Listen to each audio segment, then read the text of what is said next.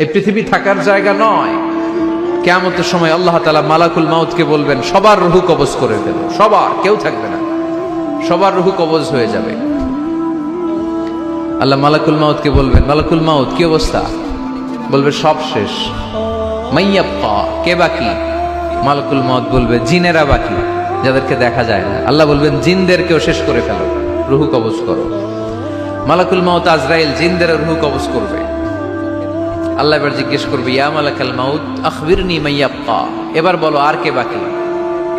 মালাকুল মাউত বলবে, আল্লাহ মানুষগুলো সব শেষ, জিনগুলাও শেষ, এবার বাকি ইবলিশ শয়তান, ইবলিশরেও শেষ করো, ইবলিশও শেষ।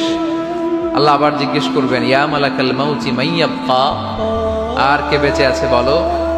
মালাকুল মাউত বলবে, আল্লাহ আপনার কথা অনুযায়ী পৃথিবীর সব মানুষের রূহ কবজ করলাম, সব জিনদের রূহ কবজ করলাম, ইবলিসের রূহ কবজ করলাম, এখন আছে শুধু ফেরেশতারা। আছে কারা?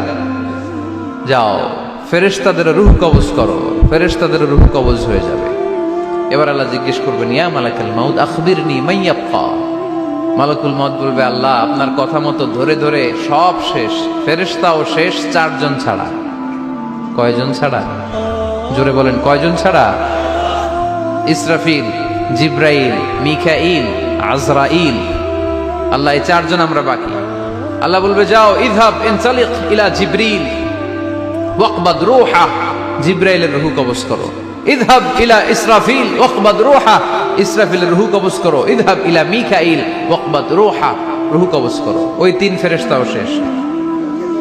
এবার আল্লাহ তাআলা জিজ্ঞেস করবেন, ইয়া মালাকাল মাউত আখবিরনি মাইয়াব্বা, হে মালাকুল মাউত আর কে বাকি আছে বলো? মালাকুল মাউত বলবে, আল্লাহ আপনার কথা মতো মানুষগুলো শেষ, জিনগুলো শেষ, ইবলিশ শেষ, আমার বাকি 3 ভাই ইসরাফিল, মিকাইল, জিব্রাইলও শেষ, শুধু আমি, শুধু আমি। আল্লাহ বলবেন, কেউ নাই? মালাকুল মাউত বলবে, না আল্লাহ কেউ নাই। এবার আল্লাহ তাআলা বলবেন, মালাকুল মাউত তুমি তো সবাই রে মারছো, এবার তুমি মরো, এবার তুমি মরো, তুমি মরো। শোনার সাথে সাথে মালাকুল মাউতের কাঁপুনি ছুটে যাবে, খিঁচুনি এসে যাবে ভয়ে। আল্লাহ বলবেন, কাঁপুনি দিয়ে তো লাভ নাই, কারণ কুল্লু নাফসিন যায়িকাতুল। রাব্বুল আলামিন বলবেন, মালাকুল মাউত কেঁদো না, এটাই দুনিয়ার বিধান, আমি আল্লাহর দেয়া বিধান, এটাই, জন্মালেই মরতে হয়। যাও, জান্নাত জাহান্নামের মাঝখানে একটা জায়গা আছে, জায়গাটার নাম হলো আরাফ। এই আরাফের মধ্যেখানে যে দাঁড়াও, ওখানে যে মালাকুল মাউত কাঁপতে থাকবে।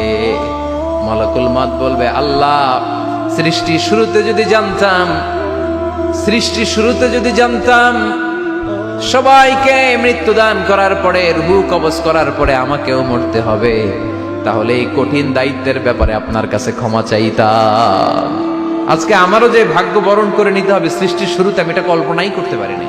আল্লাহ বলবেন, নো টক, মুত, ইয়া মালাকাল মাউত, মর, মরে যা, মুত, মরে যাও। বলার সাথে সাথে মালাকুল মাউত এক বিকট চিৎকার হাঁকিয়ে মরে যাবে।